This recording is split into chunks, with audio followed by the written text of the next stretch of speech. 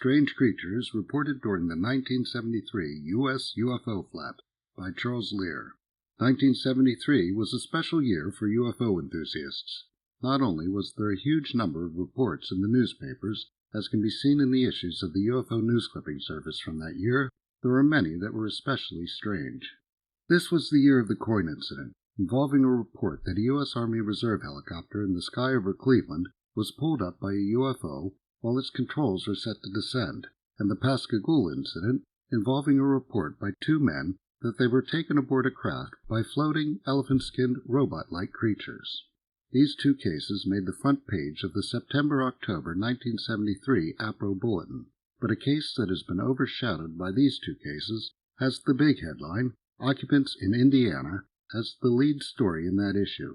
According to the reporter, presumably one or both of the Lorenzens, Jim and Coral, who were the founders of APRO and ran it until their deaths in the late 1980s, at 9:45 p.m. on October 22, 1973, Donna and Dwayne Donathan were heading east on Indiana State Road 26 from Mrs. Donathan's mother's house to their home in Hartford City, Indiana.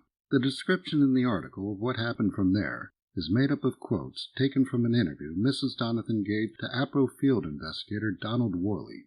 Mrs. Donathan was driving, and Mr. Donathan was in the passenger seat with their baby. About 1 block from their home, after rounding a curve and coming over a small hill, they saw what they thought were two children about 4 feet tall standing in the road.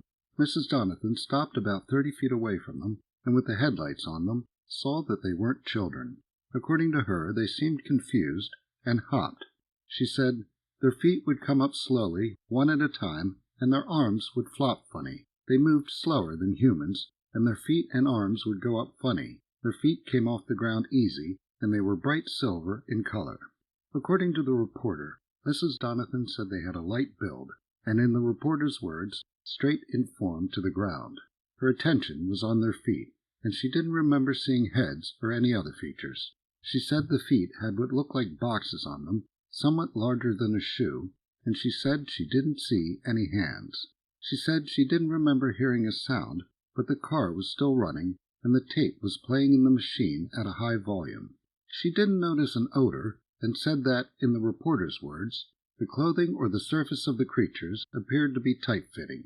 According to the reporter, Mrs. Donathan was quite frightened, and sped off quickly past the creatures. She drove in a panic for several blocks, before Mr. Donathan got her to stop in an old church.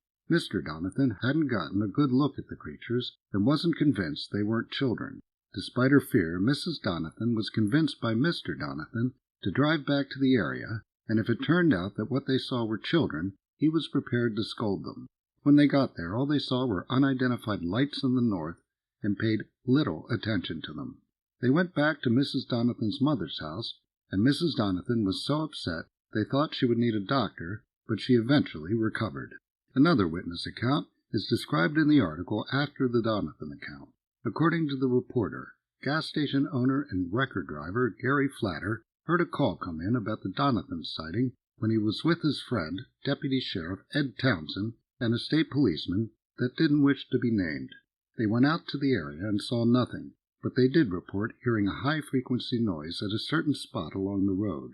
Flatter returned in his wrecker, along with the state policeman, in his patrol car. They separated, and Flatter noticed a large number of animals running across the road.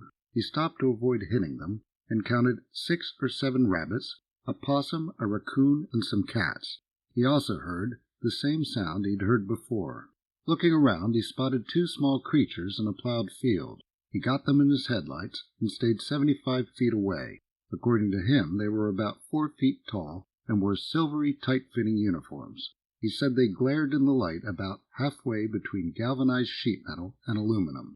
He put a spotlight on them, and they turned their entire bodies around, giving him the impression that they didn't like the light. The light from the spotlight that reflected off the creatures was blinding, so he turned the spotlight off. Flatter's description added more details to that of Mrs. Donathan. He said the creatures had egg-shaped heads, with masks that had a tube coming out of them that went into the creatures' chests. He didn't see eyes or ears. He said their arms had no hands on the ends of them, and that their feet were square with a heel a little over in the back. Flatter described their movement, and his description was similar to that of Mrs. Donovan. They would move about 3 feet off the ground, and then go back down, all of this in slow motion. They did this 3 times, and then they flew off like a helicopter in the feet down position and disappeared into the darkness. The next day, Flatter, Deputy Townsend, and Mr. Donovan went to the area of the Donovans' encounter. In a nearby cornfield, they reportedly found 7 3/4-inch impressions 3 inches wide that, according to the reporter, looked as though they had been made by a heel that was not as round as ordinary heels. It had not rained for days, and the 3 men, weighing an average of 200 pounds, left no footprints.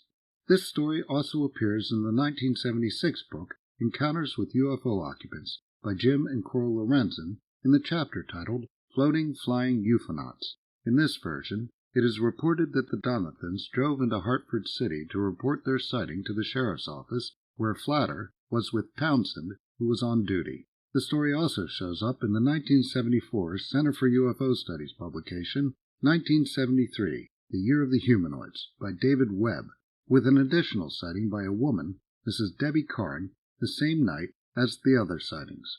According to the narrative, she saw 2 silver-suited 4-foot humanoids while driving, and they made a loud noise and raised their arms as if to scare her. Flatter's sighting is reported to have been the next day. What would a UFO story be without at least a little discrepancy? Charles Lear is the author of The Flying Saucer Investigators, available at Amazon.com.